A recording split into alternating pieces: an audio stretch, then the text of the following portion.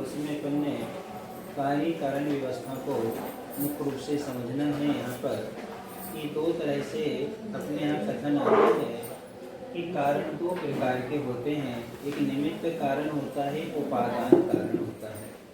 निमित्त बाह्य होते हैं और संश्लेष संबंध जन्य द्रव कर्म आदि को भी निमित्त कहा है। और उपादान कारण कहा है, उसे भाव कर्म को क्या कहा है, उपादान कारण कहा। तो आश्रव के विषय में आता है कि द्रव्य बंध का निमित्त कारण और भाव बंध का उपादान कारण। दूसरा होता है कि द्रव्य बंध का उपादान कारण, भाव बंध का निमित्त कारण। इनमें इन कारणों से क्या होता है, आश्रव होता है। कई बार जो होता है हमारे भाव निमित्त बनते हैं और द्रव्य बंध क्या होता है, हमारा उपादान होता है। यानी जिसने मोहिनी कर्म को बांध लिया है, सत्ता में है, तो ये तो उसके लिए क्या हो जाएगा, द्रव्य कर्म है, क्या हो जाएगा, उपादान हो जाएगा। और जो परिणाम होंगे वो क्या बन जाएंगे, उसके लिए निमित्त बन जाते हैं। तो देखो, द्रव्य बंध का उपादान कारण और भाव बंध का क्या बना, निमित्त कारण। और कभी कभी द्रव्य बंध का निमित्त कारण होता है और भाव बंध का क्या होता है, उपादान कारण होता है। इन कारणों से कर्म का क्या होता है, आश्रव हुआ करता है।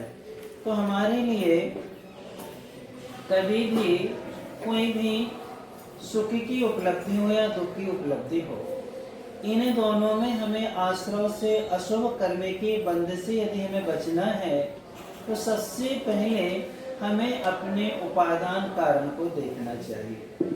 क्योंकि जब तक हमारा स्वयं का उपादान जागृत नहीं होगा तब तक निमित्त अकिंचित करे, कुछ भी बिगाड़ नहीं सकता। कब बिगाड़ेगा, जब हमारा उपादान क्या होगा, जागृत होगा। और यदि उपादान हमारा सजग है, दृढ़ है हम अपने उपादान में, तो निमित्त हमारा कुछ भी नहीं बिगाड़ पाएगा। तो कई बार जो होता है सामने वाला प्रतिकूल बनता है तो गलती उसकी है, स्वयं की है। किसकी गलती है, तो स्वयं की गलती है। तो हम स्वयं की गलती देखते कब है, तो यहाँ पर ये जो भाव बंध जो है हमारा, वो उपादान कारण है, सामने वाला क्या बन रहा है, निमित्त कारण है। तो निमित्त मिलने पर भी उन्होंने ध्यान नहीं दिया कि इसकी गलती नहीं है, गलती तो किसकी है, हमारी है। क्योंकि दूसरे के द्वारा अच्छा किया जाना या बुरा किया जाना ये उसकी पुरुषार्थ और भावना पर निर्भर नहीं, हमारे उपादान पर निर्भर है। तत्वार्थ श्लोक वार्तिक में एक उदाहरण दिया है।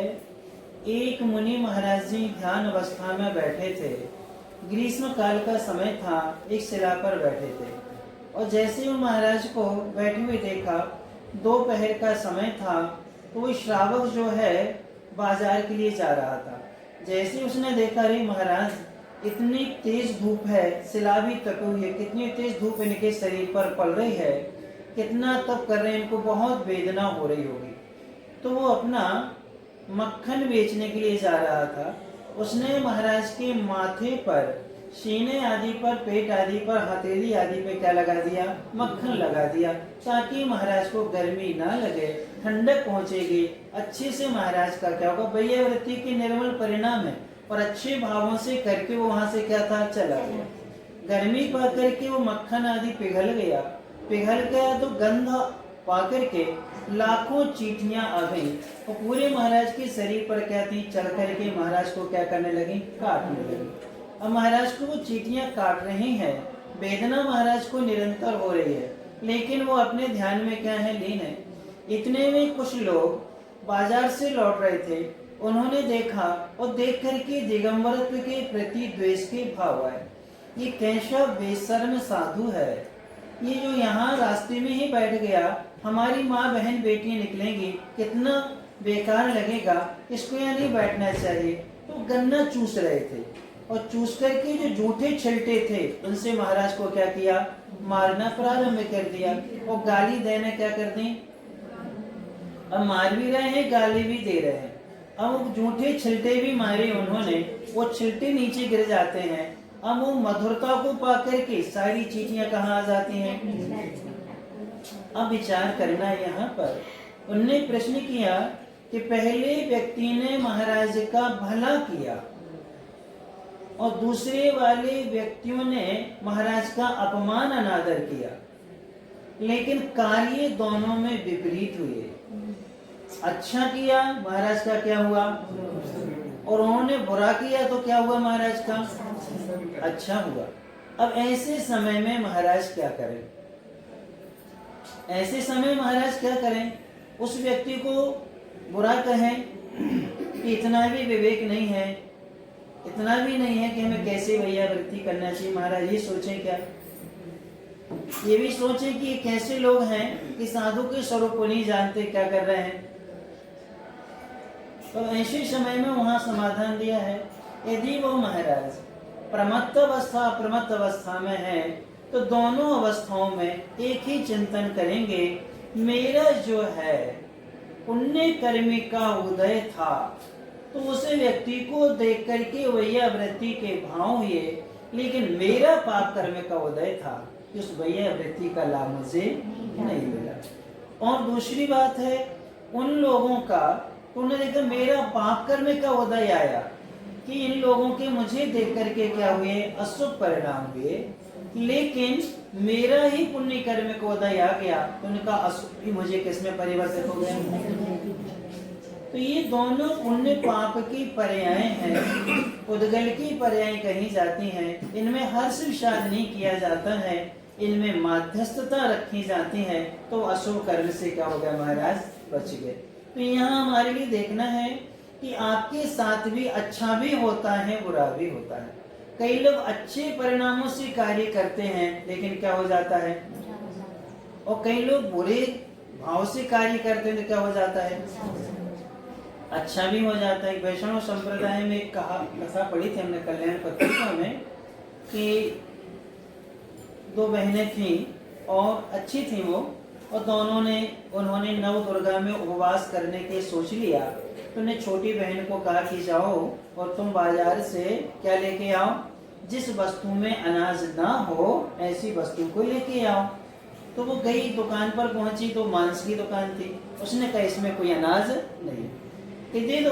उसने भी खा लिया और घर लेकर के बहन ने देखा ये तो क्या है, तूने तो मेरी साधना क्या कर दी, भ्रष्ट कर दी। तूने क्या कर दी, मेरी साधना भ्रष्ट कर दी। तू भ्रष्ट हो गई, मुझे भी भ्रष्ट करना चाहती थी। फिर भी उसने नहीं खाया और बहन को डांट दिया। वो बहन मर करके छिपकली बनी, और वो जो जिसने उपवास किया था, मांस नहीं खाया था, वो मर करके राजा के यहाँ राजकुमारी बनी। क्या बनी वो, राजकुमारी बनी। अब उसके यहाँ एक यज्ञ हो रहा था, उस यज्ञ में एक जो विद्वान थे, पंडित जी जो यज्ञ करा रहे थे, उन्होंने खीर बनाने का आदेश दिया था कि खीर बनाई जाए, सबके लिए अच्छे से खिलाएंगे। उनका जो एक शागिर्द था यानी शिष्य था, वह गुरु से और सभी लोगों से द्वेष रखता था कि उसका घोर अपमान हुआ था सबके सामने। तो उसने बदले की भावना लेनी चाहिए। उसने क्या किया, एक सर्प लाया और मरा हुआ सर्प उस खीर में क्या कर दिया, डाल दिया, और डाल करके चुपचाप क्या था, चला गया। और जैसे ही चला गया तो जो ऋषि थे जो यज्ञ करा रहे थे, वो वहां पर है कि जो खीर पक्की तैयार हो गई होगी, मैं निकालूंगा, सबसे पहले भगवान को भोग लगाऊंगा, बाद में सबके लिए बांटूंगा। वो छिपकली बैठी देख रही थी। वो छिपकली क्या थी, बैठी देख रही थी। अब उसने जैसे देखा और देख करके उसके मन में भाव आया कि मैंने पिछले भाव में गलती की थी, जाति शून्य हो गया उसको कि देखो मैं इस पर्याय में आई हूँ और इस समय में कितने सारे लोगों को बचाना, इतने सारे साधुओं को, यहाँ तक कि राजा को, राजकुमारी को, सबको बचाना है। मैं क्या करूं, कैसे क्या करूं?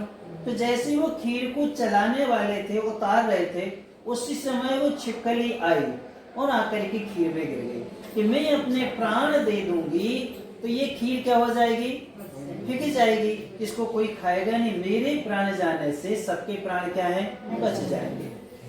जैसे वो उसमें गिरी, साधु को बहुत गुस्सा तो आई, लेकिन हमने कहा देखो सारा का सारा इसने बेकार कर दिया, अब मैं किसी को यज्ञ में भोज नहीं दे पाऊंगा, कुछ नहीं कर पाऊंगा। ऐसा करके उन्होंने कुछ नहीं कहा, चलो ये गिर गई है, जहरीली हो गई है, अब इसके लिए कहीं विसर्जित कर दें। एक गड्ढा खुदवाया और जैसे खीर को वो कुड़ेलने लगा, और जैसे कुड़ेला तो उसमें सर्प की हड्डियों का क्या निकला, पूरा पंजर निकला। वो देख करके अवाक रह गया। कौन?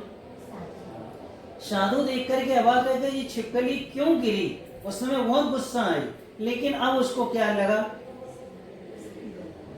अब उसको देख करके लगा कि कुछ ना कुछ इसमें क्या हुआ है, गड़बड़ हुआ है, किसी न किसी ने कुछ किया है। तो वहां पर देखो, उस समय उसने, छिपकली ने अच्छा किया कि बुरा किया? और साधु ने उसके साथ क्या किया? है ना, देखो क्रोध में कई बार लोग बचाने के लिए, अच्छा करने के लिए करते हैं। अब उस शिष्य ने सबका बुरा सोचा, लेकिन हो क्या गया? क्या हो गया? सब बच गए कि नहीं बच गए? तो ये जो होता है हमारा उपादान कर्म होता है। वो कथा बहुत लंबी है उनकी, बाकी हमने उसमें इतनी प्रसंगवश से समझा कि एक ने सबका बुरा करना चाहा, एक संगीत पंचेंद्री छिपकली के पूर्वी के संस्कार होने से, भले मान सेवन से वो त्रिंच में आई अज्ञानतावश, लेकिन इस समय भी उसके परोपकार के, दया के क्या बने? अपने प्राण दे करके भी उसने हजारों लोगों को क्या कर लिया? बचा लिया। बाद में मर करके वो दासी बनती है। ये आगे कथा सिर्फ इतना ही है, कई बार हम अच्छा करते हैं बुरा होता है, बुरा करते अच्छा होता है, ये हमारा उपादान स्वयं का है। कभी भी ये ध्यान में नहीं रखना कि इनके कारण से मेरे साथ में ऐसा हो रहा है, करने वाले नहीं है, मेरा कर्म इनसे ऐसा क्या है करा रहा है। अब समता रख करके हम उसको क्या कर लेंगे? सहन कर लेंगे। तो जैसे ही सहन होगा तो हमारी कर्म की क्या होगी? नवीन बंद नहीं होगा। तो इस प्रकार से आश्रव से प्रतिपल बचना चाहिए। क्या करना चाहिए? प्रतिपल बचना चाहिए। मन वचन काय की प्रवृत्ति हमारी कैसी होना चाहिए? इसलिए आचार्य श्री ने इस जगह लिखा है, निमित्त से प्रभावित होना अच्छा नहीं है। किससे? निमित्त से प्रभावित होना अच्छा नहीं है, लेकिन उतना ही अच्छा है जितना जिन बिंब से, जितना जिन बिंब से। निमित्त से प्रभावित होना अच्छा नहीं है, लेकिन उतना ही अच्छा है जितना जिन बिंब से। यानी जिन बिंब को देख करके वो भी निमित्त है, उस समय परिणाम तुम्हारे कैसे होते हैं वो आपके लिए क्या है? अच्छे हैं। लेकिन अन्य वस्तु को देख करके आपके परिणाम कैसे होते हैं? आपके कैसे होते हैं बताओ? यदि कि जैसे जिनबिंब को देखते हैं वैसे ही परिणाम अन्य वस्तु को देखने से हो रहे हैं क्या? तो फिर किससे प्रभावित होना? किससे प्रभावित होना बताओ? यानी जिनसे हमारे परिणाम शुभ हो, अच्छे हो, जिनको देख करके राग के परिणाम ना हो, द्वेष के परिणाम ना हो, और निमित्त को लेकर के राग के द्वेष के परिणाम सपोज हो भी जाएं, तो इसमें हमारा कर्म का क्या है? उदय है। किसका उदय है? हमारे स्वयं के कर्म का क्या है? उदय है। ये जान करके हम तदनुकूल प्रवृत्ति को रोक सकते हैं। तदनुकूल प्रवृत्ति को हम क्या कर सकते हैं? रोक सकते हैं। इसलिए एक दिन आपसे कहा था, विचार तो उन पक्षियों की तरह हैं जिनको हम अपने आसपास उड़ने से तो नहीं रोक सकते हैं, लेकिन घोंसला बनाने से तो। परिणाम राग के द्वेष के हुए हैं, निमित्त के कारण हुए, हम उनको रोक तो नहीं पाएंगे, लेकिन तदनुकूल प्रवृत्ति को तो हम क्या कर सकते हैं? ये नहीं रोक सकते। वो तो हमारे पुरुषार्थ में है कि नहीं है?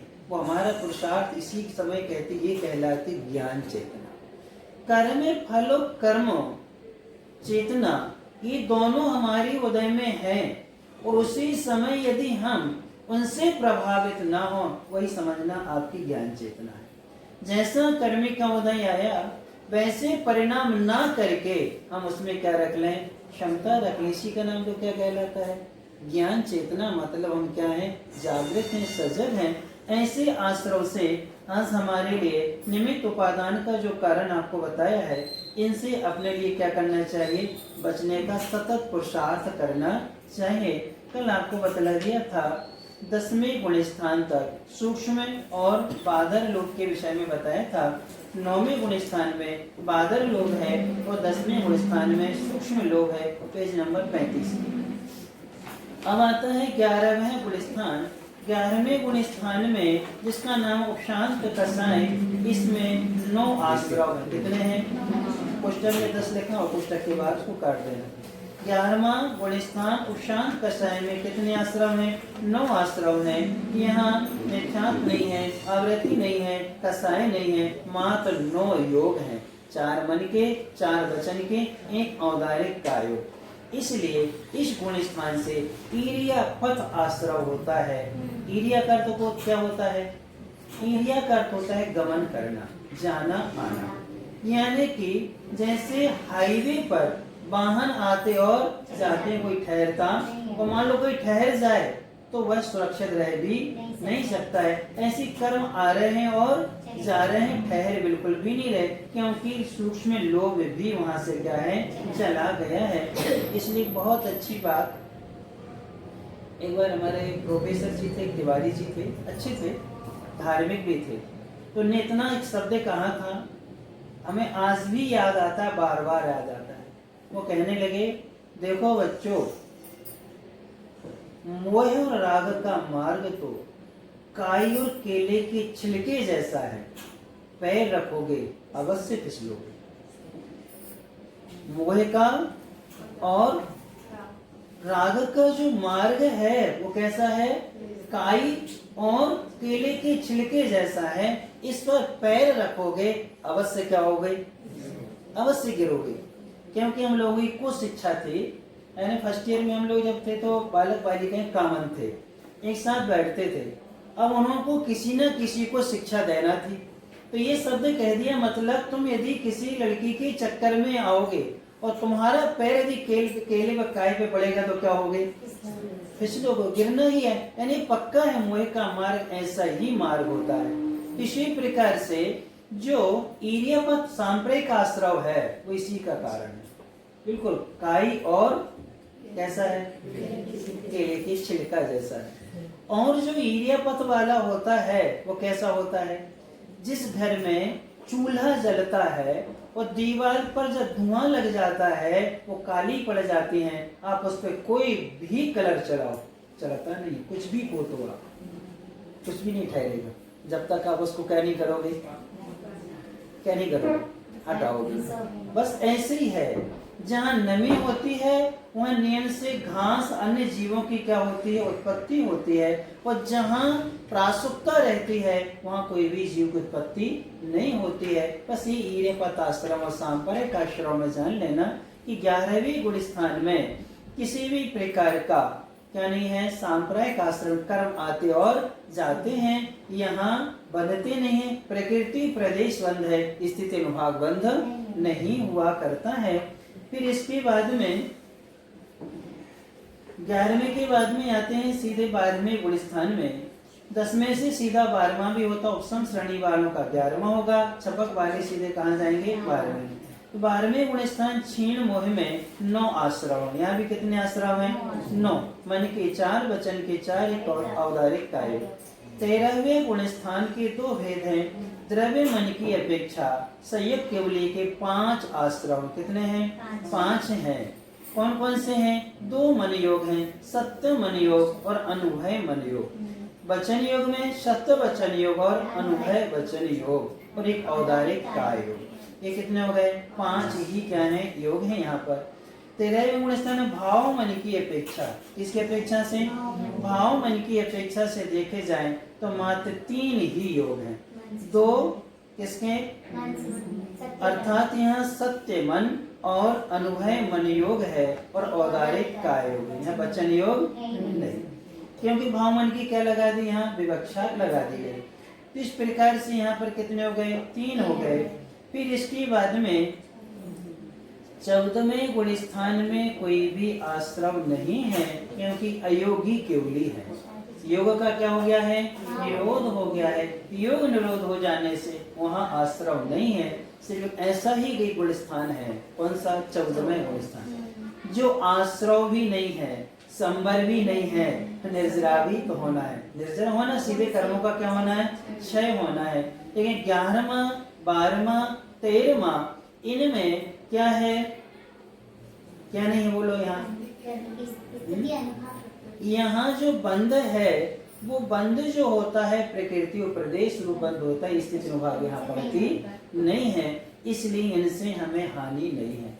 योग हमें तभी तक हानिकारक है जब तक कसाय के साथ है।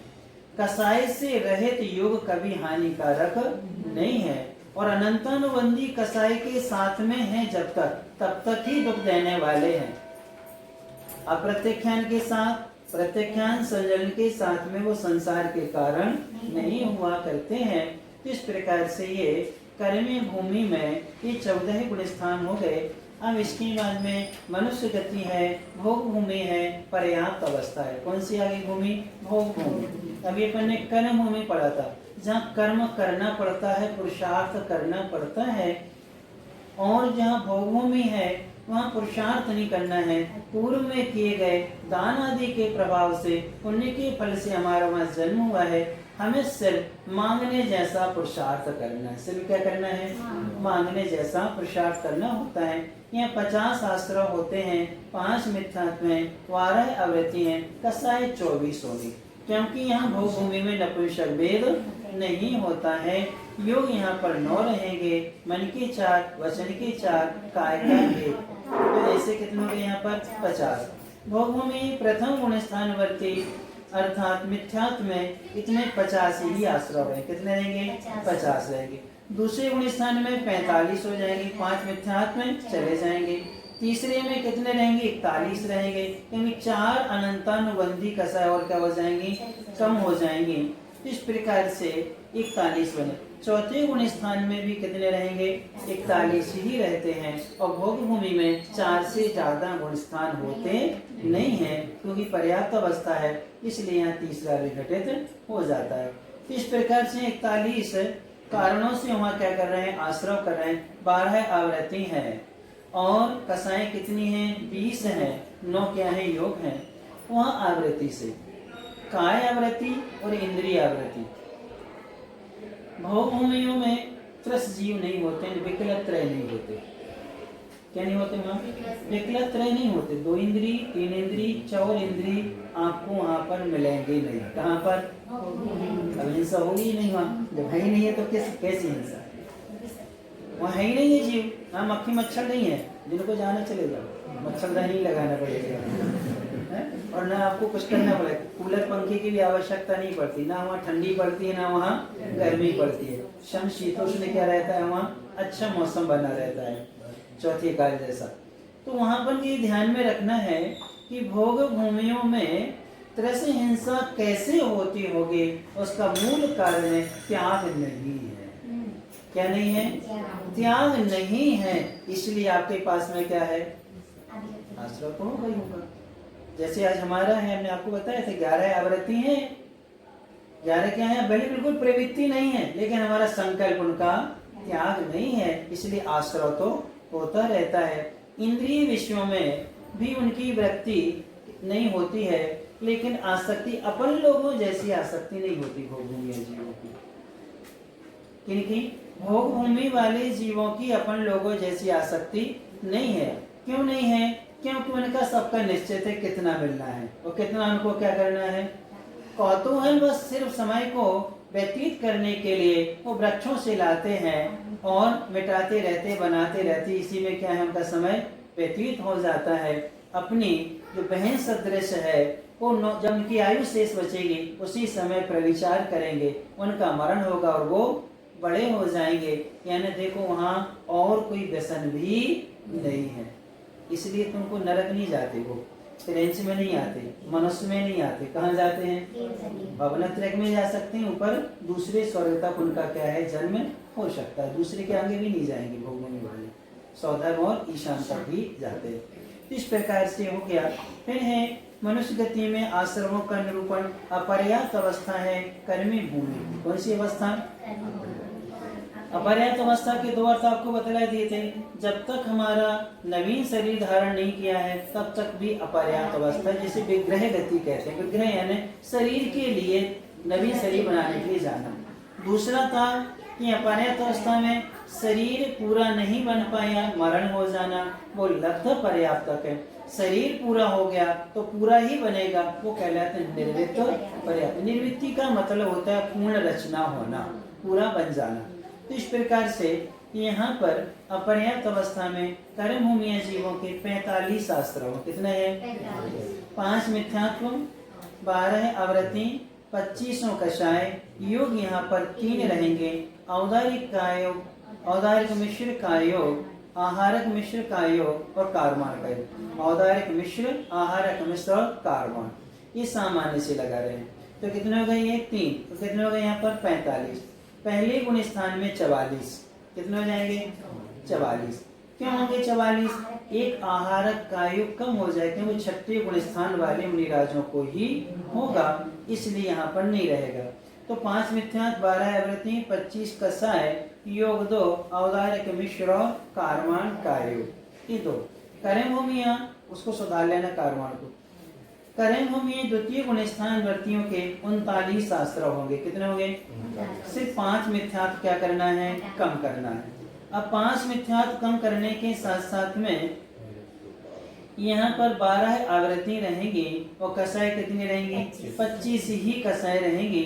इसमें कि नपुंसक वेद लिख नहीं पाए, लिख लेना।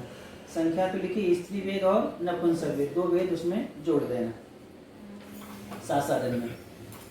तो यहाँ पर क्या हो जाएंगे? 39 है, 25 कषाय संख्या बराबर लिखी है, सिर्फ क्या नहीं लिखा डिटेल में, स्त्री वेद और नपुंसक वेद।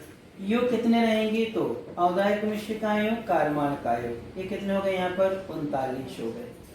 कर्मे भूमि चौथे गुण स्थान में अविरत समय दृष्टि के 33 आश्रय होंगे, क्योंकि इस गुण स्थान में मरण नहीं होता है, तीसरा अपर्याप्त अवस्था में बनता नहीं है, इसलिए चौथे गुण स्थान में 33 आश्रय रहेंगे। यहाँ मिथ्यात्व नहीं रहेंगे, आवृत्ति 12 रहेगी। कितनी रहेंगी? 12। और कषाय 19 रहेगी। कितनी रहेगी? 19। तो इसमें डिटेल में आप स्त्री वेद और नपुंसक वेद काट दो। इसमें अप्रत्यक्षान 4, प्रत्यक्षान 4, संजलन 4, हास्य, रति, अरति, भय, शोक, जुगुस्सा, पुरुष वेद, स्त्री वेद और नपुंसक वेद लिखा है, वो क्या है? काट दो। संख्या बराबर लिखी 19, लेकिन डिटेल में दोनों चीजों को क्या कर दो? काट दो। तो स्त्री वेद और नपुंसक वेद, क्योंकि सम्यक दर्शन के साथ में स्त्री वेद में नपुंसक वेद में जन्म नहीं होता है, इसलिए पुरुष वेद ही रहेगा। इस प्रकार से योग 2 रहेंगे, औदारिक मिश्र और कारवाण का योग। इस प्रकार कितने हो गए? यहाँ पर 33 आश्रय हो गए। कितने हो गए? 33 आश्रय। अब छठवां गुण स्थान भी अपर्याप्त अवस्था में बनता है। कौन सा गुण स्थान? इस 4 के ज्यादा होते नहीं है, लेकिन यहाँ 6वां और 13वां बनता है। 6वें में आहारक शरीर बनाते हैं तब, और 13वें गुण स्थान में जब वो समुद्घात करते हैं तब अपर्याप्त अवस्था होती है। तो छठे गुण स्थान के वर्ती जीवों के कितने आश्रय होंगे? 12 आश्रय होंगे। कितने होंगे? 12 आश्रय होंगे।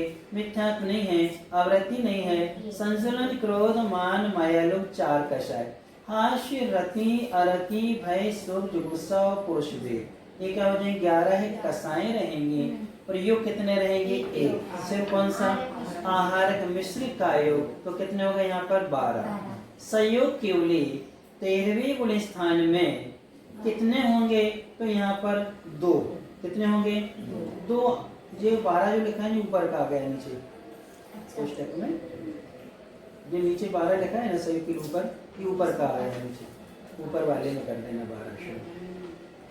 संयोग केवली 13वें गुण स्थान में 2 आश्रय होते हैं। कितने होते हैं? 2 है मात्र। कौन कौन से? औदारिक मिश्र का योग और कारवाण का योग। सिर्फ कितने हैं? 2। संयोग केवली 13वें गुण स्थान में प्रतर एवं लोक पूर्ण अवस्था में सिर्फ 1 होता है। कौन सा? कारवाण का योग। कौन सा का योग होता है? एक कारवाण का योग होता है, क्योंकि उस समय अभी उन्होंने क्या नहीं किया है? मिश्र शरीर को बनाया नहीं है, क्योंकि अभी तो लोक में क्या किया है उन्होंने? प्रतर यानी फैलाया, और फिर पूरे लोक में क्या किया है? विस्तार किया। लौटने में 4 अवस्थाएं जाने की होती, 4 अवस्थाएं क्या होती हैं? आने की होती हैं। इस प्रकार से आयु कर्म को बराबर से सारे कर्मों को क्या करना होता है? उनको कर लेते हैं। तो ये समुद्घात केवली अवस्था में होता है, इसे केवली समुद्घात कहते हैं। इस प्रकार से ये मनुष्य गति क्या हो गई? पूर्ण हो गई। इसमें बीच में अभी अपर्याप्त अवस्था भोग भूमि रह गई है मनुष्य गति की। तो मनुष्य गति की भोग भूमि को और पढ़ लेते हैं, 2 मिनट में हो जाएगी। तो मनुष्य गति में भोग भूमि में अपर्याप्त अवस्था में 43 आश्रम होते। कितने होते हैं?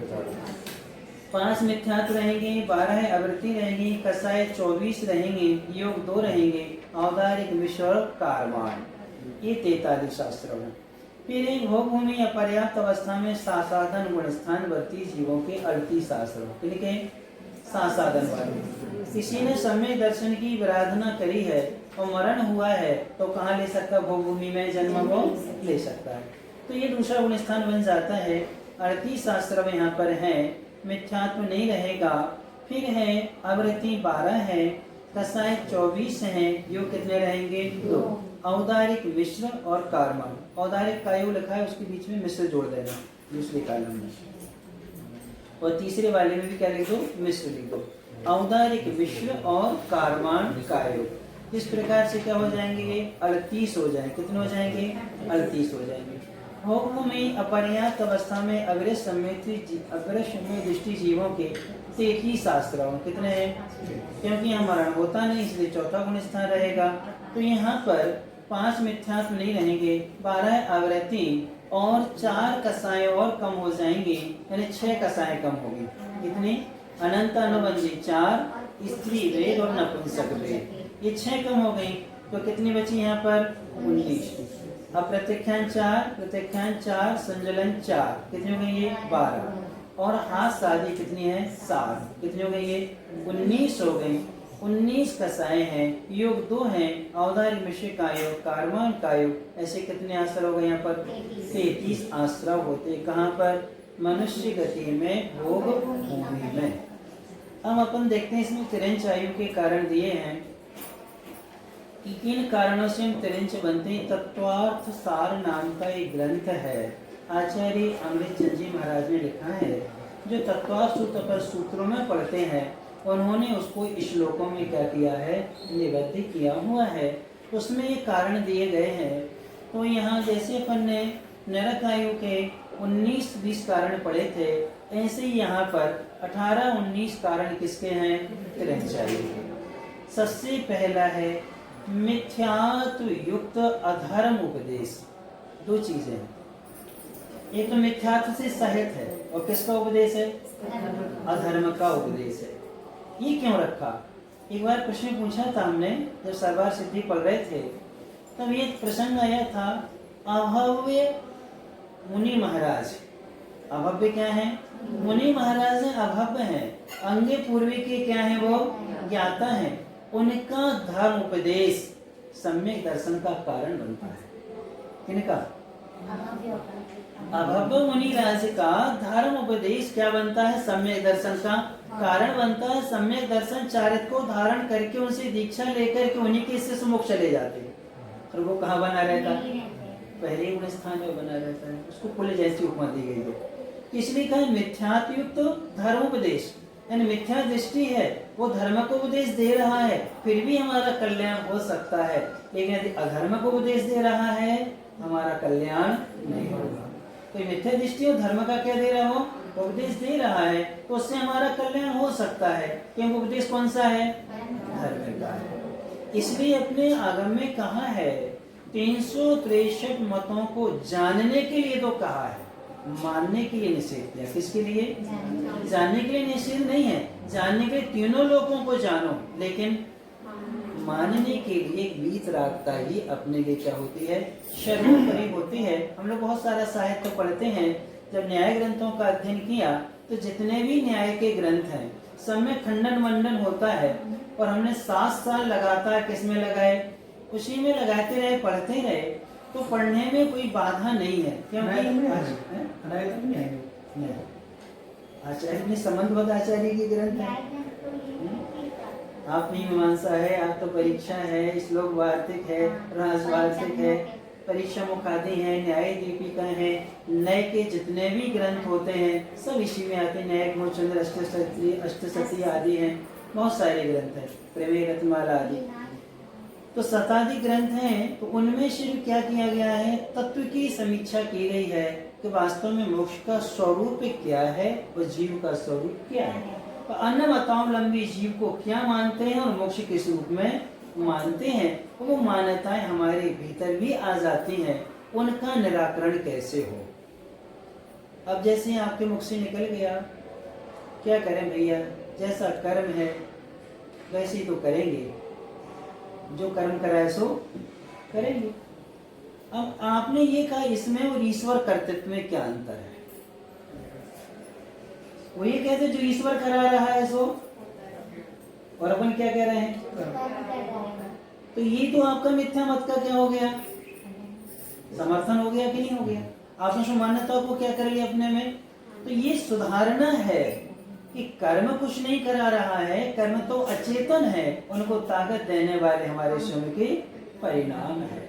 इसलिए हमें क्या करना है, अपने परिणामों को संभालना है कि जैसा कर्म करे वैसा हम करें, कोई जरूरी नहीं है। ये स्वतंत्रता अपने यहाँ बतलाया है कि जीव स्वतंत्र है अपने यहाँ। जीव अपने क्या है, स्वतंत्र। एक द्रव्य दूसरे द्रव्य का कुछ करता नहीं है। किस रूप में कि वो चेतन को अचेतन नहीं बना सकता और अचेतन को वो चेतन नहीं बना सकता। यानी स्वरूप में विकृति तो ला सकते हैं लेकिन स्वरूप में परिवर्तन नहीं कर सकते। कौन? कर्म जो है हमारे स्वभाव में परिवर्तन नहीं कर सकते हैं, वो जीव कर्म के स्वभाव में परिवर्तन नहीं कर सकता है, विकृति जरूर ला सकता है। क्या ला सकता है? विकृति ला सकते हैं। विकृति को हम क्या कर सकते हैं, दूर कर सकते हैं। तो ये अपने लिए ध्यान में रखना है कि मिथ्यात्व से युक्त अधर्म उपदेश, धार्मिक उपदेश जो होता है वो मोक्ष और मोक्ष मार्ग के लिए होता है। धार्मिक उपदेश संसार में भी होता है। अब आदिनाथ जब घर में थी कुमार अवस्था में, छायक समय दृष्टि है। कौन से है? तीर्थंकर प्रकृति की सत्ता है और उनके पास में अवधि ज्ञान भी है। क्या है अभी?